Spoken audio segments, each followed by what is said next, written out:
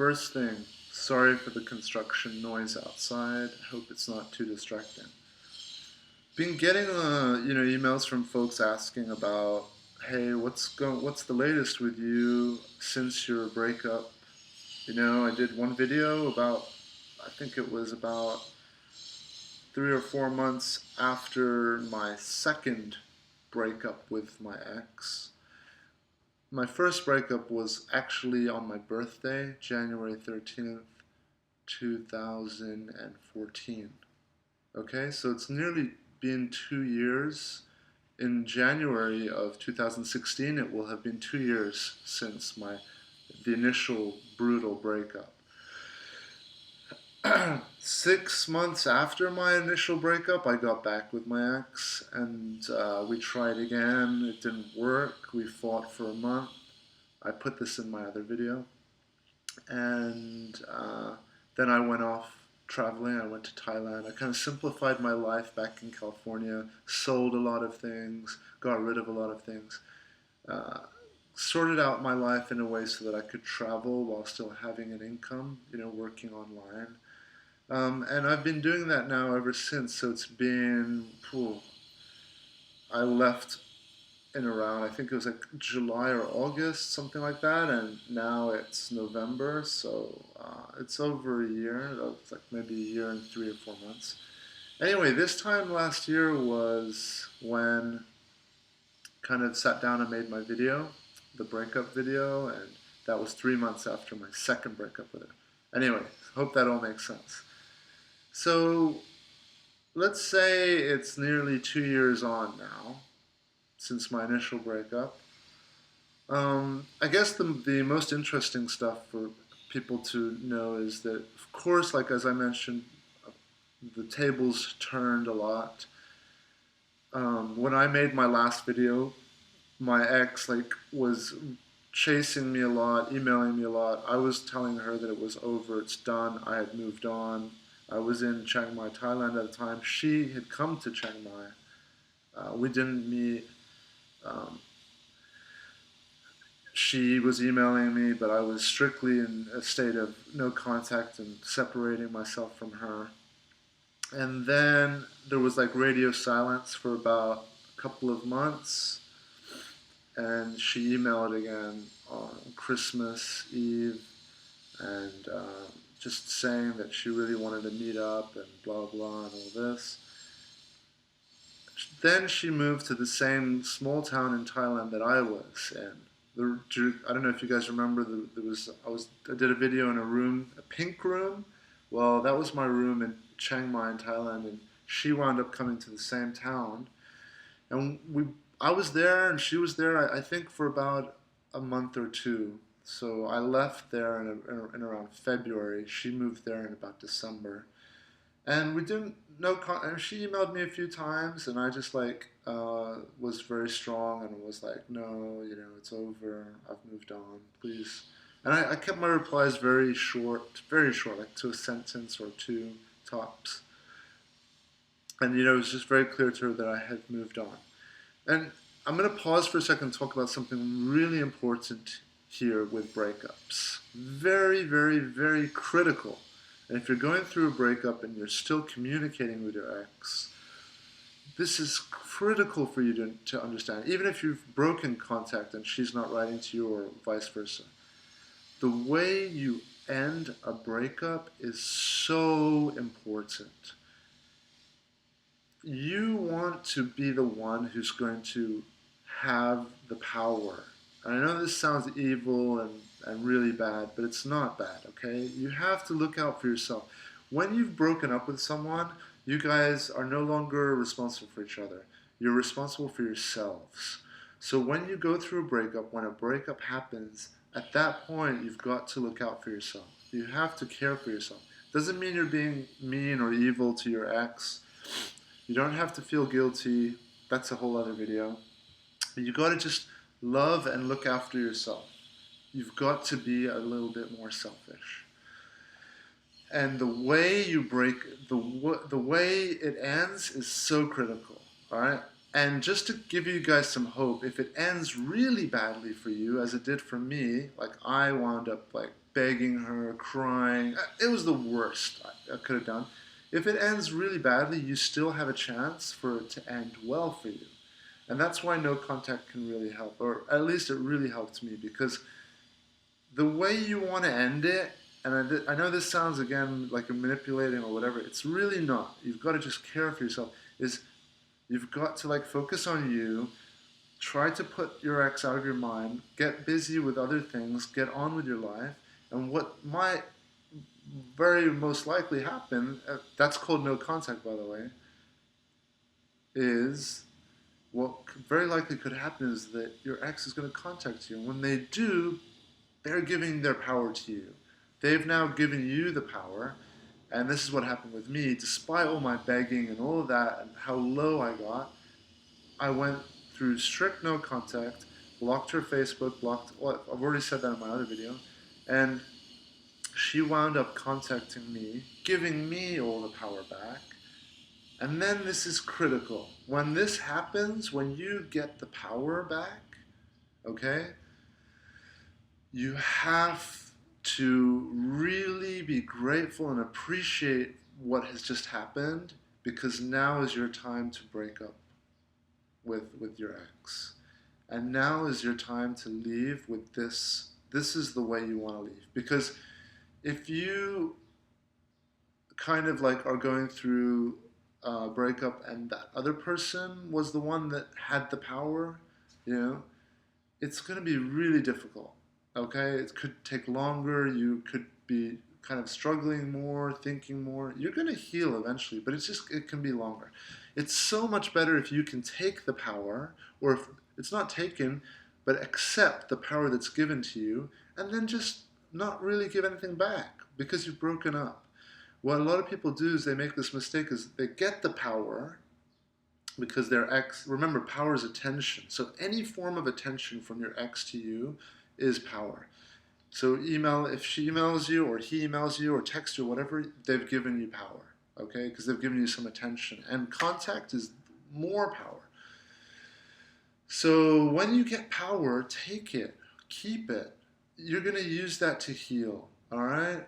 Don't say you have to be evil to them. If you really want to write back, do 1 word, 2 words. Don't give them, that's power, okay? If they give you 30%, give them 10% back, and then just continue with your no contact. All right, back to like telling you now about what happened with me. So after 2 months of living in the same town, I thought, this is kind of not cool. I don't want to really bump into her. I'm still not 100% healed. And I just need to focus on me, and her being in the same town was giving me more thoughts about her. And when you're healing, it's all about reducing the number of thoughts that you're having of your ex. And you can do that, and I've showed that in a lot of videos how you can do that. So check out some of my other videos. But you want to emphasize your attention on your life, your goals, create new goals, do new hobbies, surround yourself with great things, great people, great food, great music, movies, whatever. And then you want to reduce things that bring her or him to your mind. So don't look at their Instagram. Block it. I found a program to block it. I blocked her Twitter. I blocked her Facebook. I blocked everything. I was really lucky in that I was able to block a lot of stuff, and I stayed strong with it. Yes, of course I was weak. There were a few things that I would check on her, but it was mild, and it's okay if you wean it. You don't have to be cold turkey completely.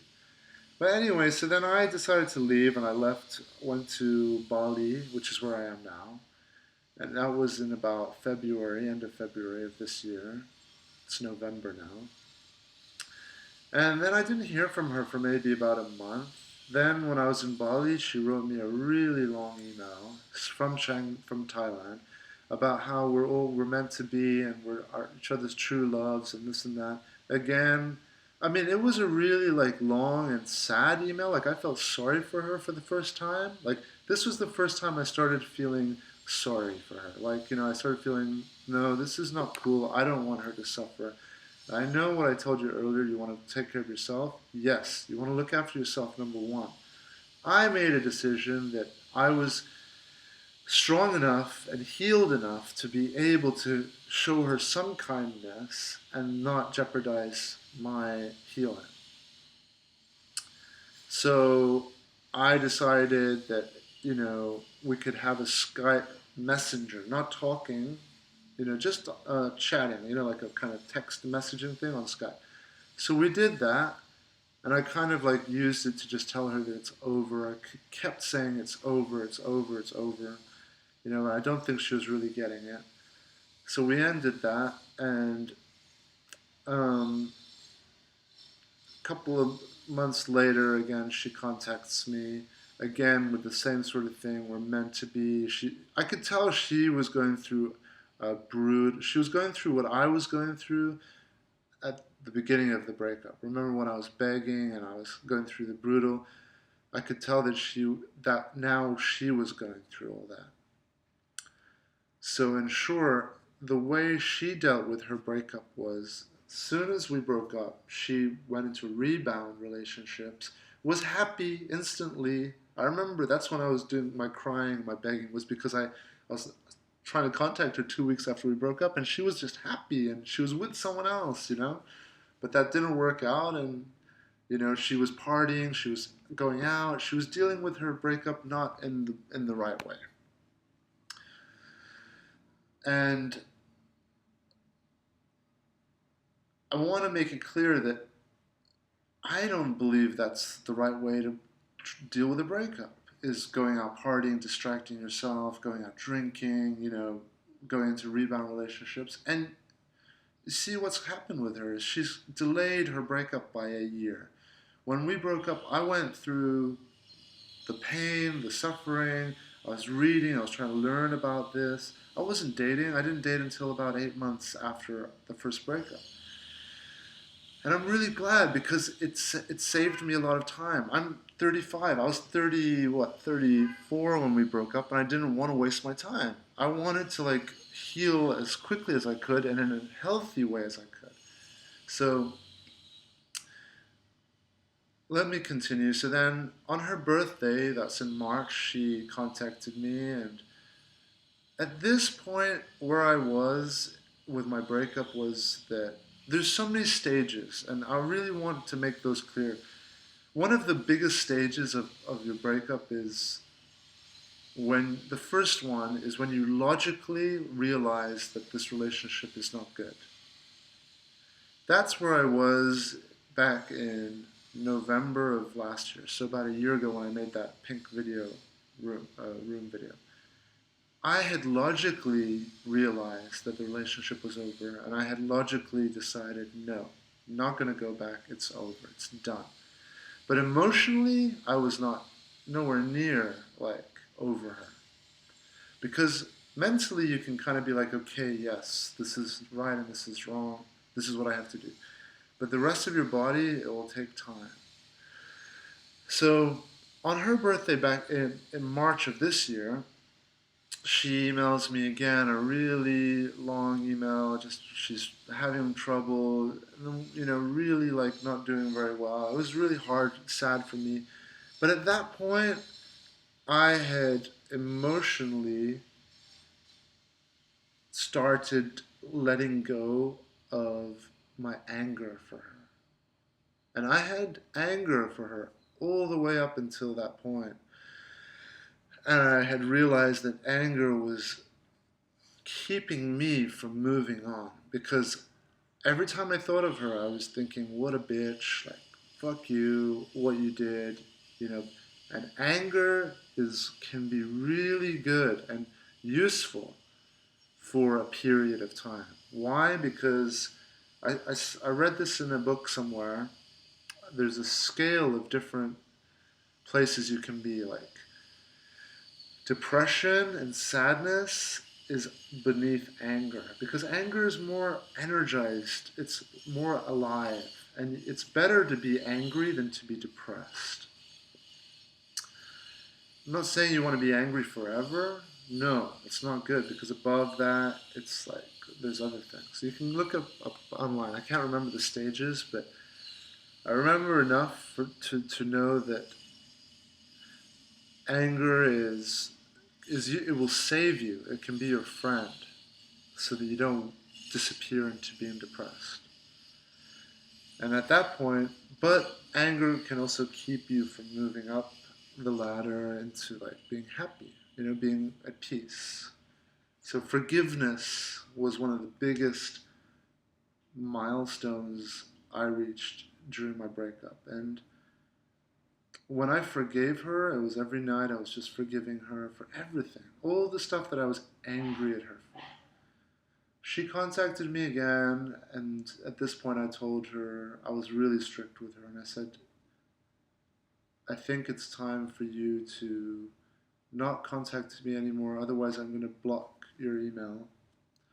I told her that because I started realizing that she was manipulating, she was using her contact for me, and this is a very important thing I want everyone to be aware of, is that our exes may not be doing this on purpose, but in a survival instinct deep kind of way, they may want to create a new ending for the breakup, one that suits them better. Do you remember I was telling you how important it is the way you end things, that you come away with the power? Well, you don't have to be uh, consciously aware of this. At an instinctual level, your ex is going to be wanting that back, wanting that power back. So, and they might not even realize it, and they might want to get in contact with you so that they can do something to take the power back, and then they'll end it themselves and be like, okay, now I can end it. They'll want your attention enough so they can feel good about the breakup. And then you're going to be feeling like shit again. So if you ever get the power, hold on to the power. Your ex is going to do everything to try to get some of that power back. And I realized that that's what my ex was doing. Was like, there were some things that she was saying and doing where I realized she doesn't want me back. She just wants to hurt me so that she can go on with her breakup, and she was doing it like totally innocently, really. Like it wasn't evil. Don't feel like this person was a bitch or anything. It was just instinct because she was suffering. Cut a long story short, I told her no more contact, and we agreed that, look, let's try to be friends, but let's give each other 6 months of pure no contact first so that we can heal and then be friends. So that we ended everything, didn't talk anymore. A month later, she visits my mom. My mom like winds up spending like 5 hours with her talking and trying to comfort her and blah blah. And then a month later, she visits my mom again, and same sort of thing. And then this was all about 3-4 months ago, and I hadn't heard from her until about 3 days ago. She emails me just again trying to make contact, and then I emailed her back and I said, hey, let's be friends. I'm happy to talk because it's been 6 months. It was 6 months since we talked, although she kind of broke the contact by seeing my mom, in my opinion, because my mom obviously relayed that to me, and we started thinking of each other. No contact should really ultimately be no thinking of your ex. So yeah, anyway, I'm gonna wrap this video up. But so we started talking again. She emailed me a couple of days ago, and today, like, I pretty much sent her an email to wind things down, and because I'm really not interested in her anymore. Like I'm not. I realize that we were really not meant to be in a relationship. Of course, there's so much that I love and like about her, so much, and but there's also so much that I dislike about her, and you know, find that she irritates me, and there's nothing wrong with that, but I just don't feel like she's the type of person that I want to spend my time with or talk to, and I have to honor that, and it's not a bad thing. It doesn't mean that I am a weak person or that I'm not over her. No, it doesn't mean any of that. It just means that I've moved on, and I'm not the same person that I was with when I was with her. The breakup has really had a huge impact on my life, mostly in a positive way. I can think of very few negatives about the breakup. It's just enhanced my life in so many different ways. I'm a different person now. When I communicate with her, I see that just I could be wrong, but I see that she's just the same. She hasn't done anything. She hasn't changed. She hasn't improved herself. She's just the same person, and that's just not me. Like I've used this whole thing as a way to improve myself, and I want better now. So I want to spend my time with someone who I don't know. I just you're not going to see all the queen or king bee hanging out with the soldier bees. Everyone's going to hang out with who they feel it works. Doesn't mean that you're being bad to anyone. No, you're going to find the people that you resonate with and you're interested in, and those people are interested back. And my ex is is being drawn to me constantly, but I'm not so interested in her.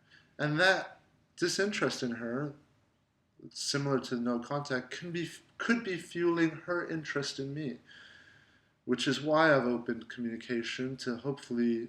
I don't want her to be like looking at me as this drug because then it's not good for her or me. So I want to reopen contact, but I think that she's getting a vibe that I'm just not interested in her, and it will just hopefully fizzle out. We'll see. I'll keep you guys updated. I hope that's an okay update. Like, I feel like there's so much more, but it's just such a long story. I don't want to go into too much detail. Those are just the basics of it. And I hope